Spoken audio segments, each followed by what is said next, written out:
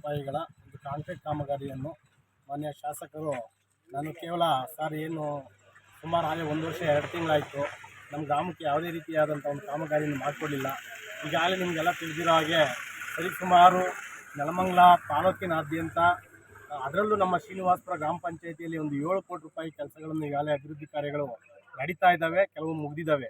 ಅದ್ರ ಜೊತೆಗೆ ನಮ್ಮ ಗ್ರಾಮದಲ್ಲಿ, ಇಡೀ ನಮ್ಮ ಗ್ರಾಮ ಪಂಚಾಯಿತಿ ವ್ಯಾಪ್ತಿಯಲ್ಲಿ ನಮ್ಮ ಗ್ರಾಮ ಒಂದು ಪೂಜೆ ಯಾವುದು ಮಾಡಿರಲಿಲ್ಲ.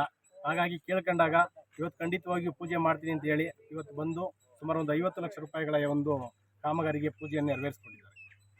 ಸರ್, ಈಗಾಗಲೇ ಅಧ್ಯಕ್ಷರಾಗಿ ಕೊನೆಗೊಂಡಿದೆ, ಮತ್ತು ಏನು ಹೇಳಕ್ಕೆ ಬಯಸ್ತೀವಿ ಸರ್? ನಮ್ಮ ಅವಧಿಯಲ್ಲಿ ನಾವು ಶಾಸಕರಿಗೆ ನಿಜವಾಗಿ ಧನ್ಯವಾದ ಹೇಳೋಕ್ಕೆ ಇಷ್ಟಪಡಬೇಕು. ಯಾಕೆಂದರೆ ಅವರು ನಮ್ಮ ಗ್ರಾಮ ಪಂಚಾಯಿತಿ ವ್ಯಾಪ್ತಿಯಲ್ಲಿ ನಮ್ಮದು ಹಿಂದುಳಿದ ಗ್ರಾಮ ಪಂಚಾಯಿತಿ ಅಂತ ತಿಳ್ಕೊಂಡು ಅತಿ ಹೆಚ್ಚಿನ ಒಂದು ಅನುದಾನವನ್ನು ನಮ್ಮ ಗ್ರಾಮ ಪಂಚಾಯಿತಿ ವ್ಯಾಪ್ತಿಗೆ ನೀಡಿದ್ದಾರೆ ಇವತ್ತು.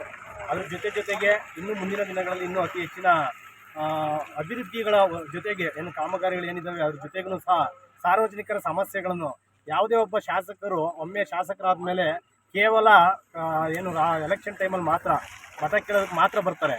ಬಟ್ ನಮ್ಮ ಶಾಸಕರು ಈಗಾಗಲೇ ನಮ್ಮ ಗ್ರಾಮಕ್ಕೆ 3 ಬಾರಿ ಬಂದಿದ್ದಾರೆ. ಪ್ರಥಮ ಬಾರಿಗೆ ಅಧಿಕಾರಿಗಳೊಂದಿಗೆ ಬಂದಿದ್ದಾರೆ, ಮತ್ತೊಮ್ಮೆ ಬಂದು ಗ್ರಾಮದ ಆಗುವಗಳ ಬಗ್ಗೆ ಪರಿಶೀಲನೆ ಮಾಡಿ ಗ್ರಾಮಸ್ಥರುಗಳ ಜೊತೆ ಚರ್ಚಿಸಿದ್ದಾರೆ.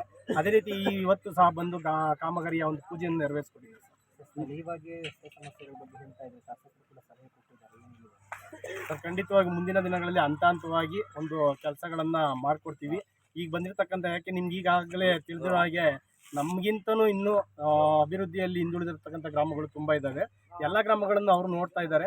ಅದರಲ್ಲಿ ನಮ್ಮ ಗ್ರಾಮಗಳ ಜೊತೆಗೂ ಸ್ವಲ್ಪ ಕೆಲಸ ಮಾಡ್ತಾರೆ.